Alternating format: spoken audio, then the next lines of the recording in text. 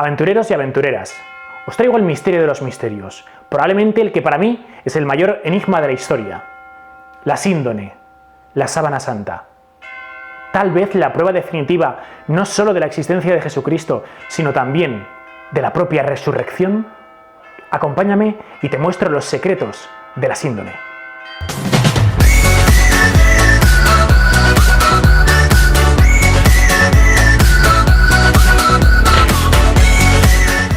Jesús es crucificado en la cruz. Sus últimas palabras, cuando está agonizando, simplemente se dedica a rezar, a recitar un salmo. Elí, Elí, lama sabactani. Dios mío, ¿por qué me has abandonado? Poco después, exhalaría su último aliento y moriría. Posteriormente, y tras el momento en que el centurión Cayo Casio Longinos le clava a Jesús la famosa lanza, Jesús sería descolgado de la cruz por parte de la Virgen María, Juan, María Magdalena. Sería amortajado directamente con un sudario que le cubriría el rostro y con una enorme sábana que le cubriría el resto del cuerpo. Así sería llevado al sepulcro de José de Arimatea, donde al tercer día nos cuentan las Escrituras que resucitaría.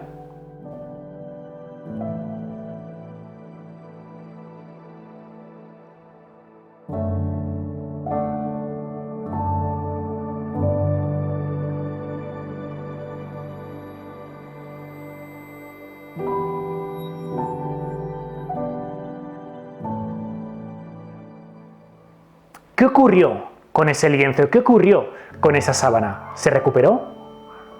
¿Cuál es el devenir de los tiempos en torno a este lienzo? ¿Y qué ocurrió, sobre todo, con el sudario?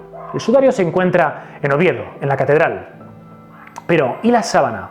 La famosa sábana de Turín. ¿Por qué pensamos, por qué decimos que esta es la auténtica? Estas son las pruebas.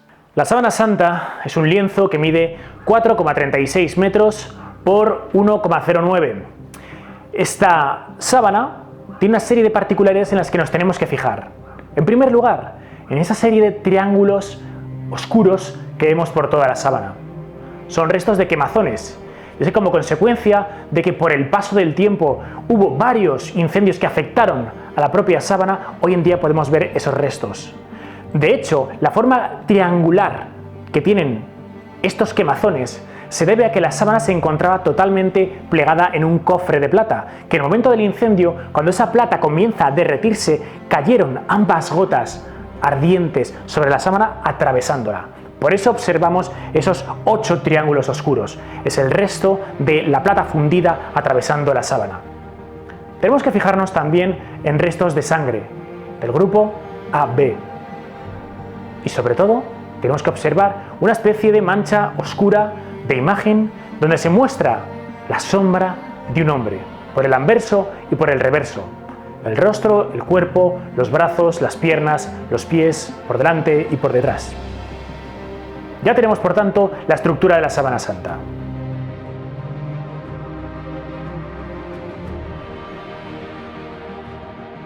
Cuando se procedió al examen de las partículas biológicas que pudiese tener la propia sábana, ese lienzo de lino, lo que se determinó es que había restos de pólenes a lo largo de la sábana. Estos pólenes eran de distintas partes del mundo, de Israel, Edesa, es decir, el sur de Turquía, Urfa, Constantinopla, es decir, la actual Estambul, de allí partiría hacia el desierto del Negev, finalmente llegaría a Francia y a Italia, donde reposa hoy. Esto es lo que nos indica el polen. Pólenes de plantas de distintos territorios que determinarían la ruta que históricamente ha seguido la sábana. Si estuviésemos hablando de una falsificación, el falsificador habría ido por todos estos países colocando pólenes de plantas de cada uno de estos lugares por toda Europa, haciendo una ruta que encaje históricamente, desde Israel, cruzando prácticamente toda Europa hasta llegar finalmente a Italia. Y es que, aventureros, si queréis ver la original, la sábana santa, no lo vais a tener nada fácil. hay una ostensión aproximadamente cada 20 años o cuando hay un aniversario importante. Hubo una ostensión en el 2010, en 2015, que es en la que tuve fortuna de poder participar, y este año, en 2020, a final de año, los últimos días de diciembre, igualmente se producirá una ostensión, es decir, una exhibición de la Sábana Santa en la Catedral de Turín, sobre el altar. Allí la podréis ver. Si no, tal vez tengáis que esperar muchos años hasta la próxima vez que la podáis tener delante. Y es que cuando uno está delante de la Sábana Santa, prácticamente a solas, en silencio absoluto, esos minutos que te permiten estar delante de la original, lo que estás viendo es el cuerpo de alguien salvajemente torturado. Jesús de Nazaret, otra persona. ¿Por qué pensamos que es Jesús de Nazaret? Principalmente porque a los reos crucificados, para comprobar que efectivamente estaban muertos, los romanos les martilleaban con un mazo las piernas, las rodillas, partiéndose así las piernas, de modo que el reo no podía estirarse desde la cruz para poder respirar y moría directamente de ahogamiento.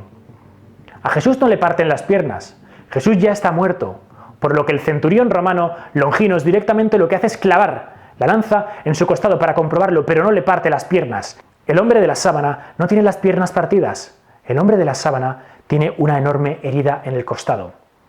El hombre de la sábana también tiene otro de los elementos que nos indican los textos evangélicos que fueron propios del martirio de Jesús, y es una enorme cantidad de sangre alrededor de la cabeza.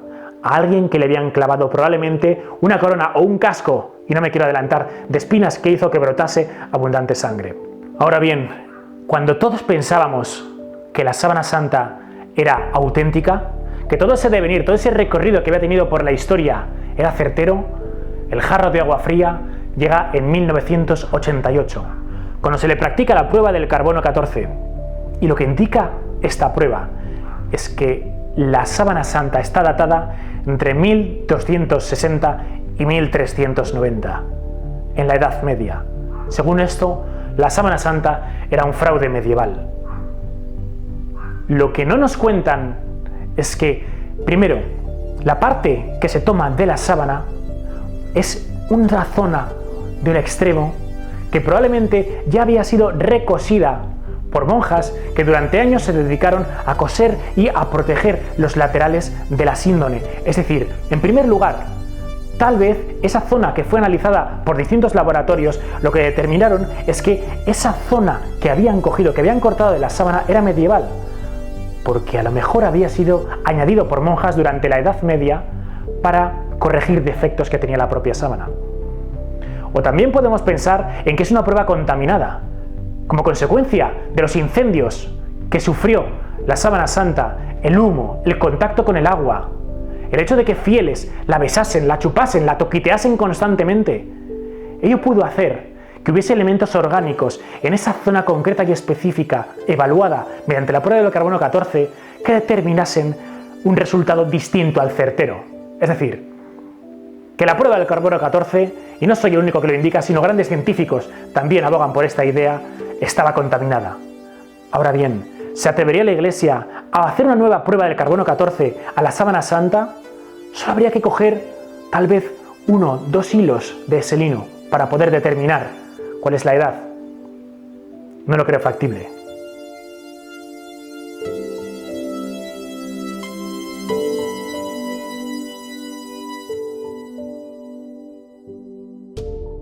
Es el momento de buscar la sábana antes de la propia historicidad de la sábana, antes de la prueba del carbono 14. Vámonos al siglo X. Encontramos una pintura donde observamos al rey Abrago V, que recibe un mandilión, es decir, una sábana enrollada con un rostro barbudo. Ese rostro que probablemente, se cuenta la leyenda, fue traído por el apóstol Tadeo a este rey curó su lepra. Cuando observamos, por lo tanto, esta sábana enrollada con ese rostro, lo que estamos viendo directamente es la propia Sábana Santa con el rostro doblada, de forma que únicamente se veía el rostro. Es decir, una pintura del siglo X no se está hablando de la Sábana Santa, la está representando como la vemos hoy en día. Pero podemos ir todavía más allá. Uno de los elementos más curiosos que observamos en la sábana, fruto de quemazones como consecuencia de un incendio, es una especie de L que podemos ver con puntitos en la sábana. En el Codex Prey, que es del siglo XII, en este códex podemos observar también un dibujo de la sábana justo con los puntitos de la L. ¿Cómo es posible que esos puntos de la L, que fueron así pintados por el artista en el siglo XII, coincidan perfectamente con los de la sábana santa si supuestamente la sábana santa es un fraude medieval del siglo XIV? Y si nos fijamos en la propia figura de la sábana, encontramos cosas que por aquel entonces no eran normales. Cuando se representaba a un Cristo, se le representaba directamente con los clavos en las palmas de las manos.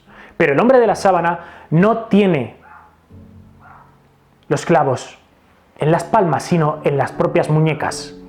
En las muñecas, no en las palmas. Y es que hoy sabemos que un crucificado a quien se le hubiese clavado los clavos directamente en las palmas de las manos, por el peso de su cuerpo, se habría desgarrado totalmente cada una de sus manos y habría caído. Por eso se producía este enclavado de los clavos en las muñecas. De hecho, observamos que el hombre de la sábana no tiene pulgares. Se ven así directamente. Hoy en día, científicamente sabemos que cuando al crucificado se le clavaba un clavo en la muñeca, atravesaba el nervio mediano y esta retracción hacía que el dedo pulgar se echase hacia el interior de la mano. Por eso, el hombre de la sábana no tiene pulgares, porque estos se encuentran retraídos por el clavo que había atravesado sus muñecas. Pero vamos más allá. La corona de espinas. A Jesús siempre se le ha representado con una corona de espinas, pero el hombre de la sábana no lleva una corona de espinas, llevaba un casco, y es que todo su cuero cabelludo se encuentra lleno de sangre y con heridas. ¿Os imagináis vosotros que los romanos de la época, después de humillar a Jesucristo, directamente y con sumo cuidado habrían creado una corona perfecta?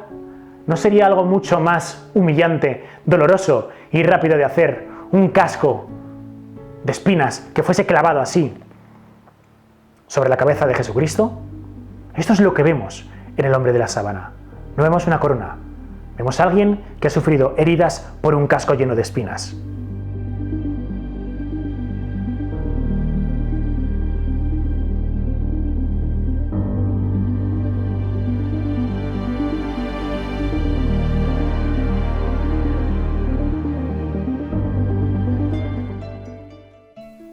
En el año 1307, el Papa Clemente V y el rey de Francia, Felipe IV, planificaron el fin y la ejecución de los templarios.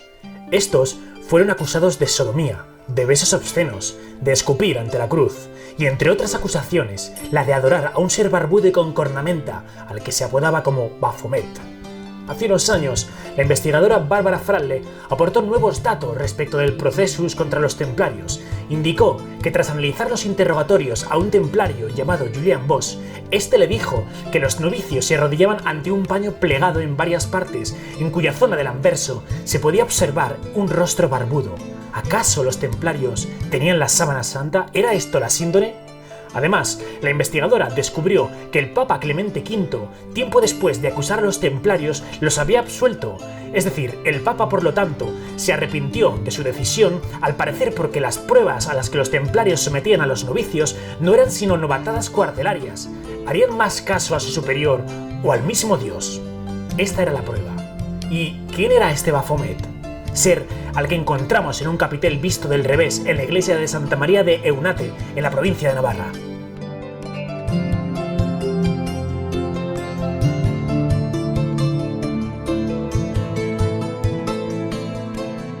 Pero avancemos en el tiempo. Nos encontramos terminando el siglo XIX. Es el 28 de mayo de 1898. Este día se le concede permiso a un fotógrafo, a Secondo Pia, para que él, a solas, en la Catedral de Turín, tenga acceso a la sábana santa y por primera vez ésta sea fotografiada. Es justo lo que Secondo Pia va a hacer. Podemos imaginarle con esas cámaras casi ancestrales, directamente fotografiando en plena oscuridad por la noche la sábana santa, el hombre de la sábana santa. La forma de fotografiar era bastante particular. La imagen se grababa sobre una placa de vidrio. Primero se creaba el negativo, se imprimía en papel y salía finalmente el positivo. Ahora bien, cuando Secondo Pia observa el resultado de ese negativo fotográfico, se da cuenta de que el hombre de la sábana se ve prácticamente perfecto. Y en este momento está descubriendo algo increíble. Y es que comprueba que el hombre de la sábana santa se comporta como una fotografía. La sábana se comporta como una fotografía. Lo que está viendo en ese negativo fotográfico es el positivo. Lo que esto quiere decir es que la sábana santa en sí es un negativo fotográfico. ¿Cómo es posible que la sábana santa sea un negativo fotográfico? ¿Por qué cuando ese negativo lo puso Secondo Pia en negativo, sin saberlo, le apareció directamente el positivo? ¿Un negativo que es el positivo? ¿Cómo es eso posible? ¿Acaso, como dice la prueba del carbono 14, alguien en la Edad Media inventó la fotografía? Se ha hablado de Leonardo da Vinci, pero ni siquiera encajaría con esa época. Por lo tanto, o bien alguien inventó la fotografía entre 1260 y 1390, o evidentemente, una vez más observamos que la prueba del carbono 14 fue un error. Ya en pleno siglo XX, la NASA también aplicó una herramienta, un elemento llamado el VP8 a la sábana santa. El VP8 es a grandes rasgos una máquina que lo que hace es tridimensionalizar una imagen. Si yo, por ejemplo, pasase esa máquina a una pintura, saldría totalmente deformada, no saldría en 3 dimensiones. Pero cuando esa máquina, el VP8, se la pasamos a una fotografía, es capaz de tridimensionalizarla. La NASA, por ejemplo, lo utilizaba en Marte para mapear la cartografía marciana. Pues bien, se le pasa el VP8 a la síndone y el resultado es tremendamente increíble. La sábana, una vez más, se comporta como una fotografía porque esa figura es tridimensional.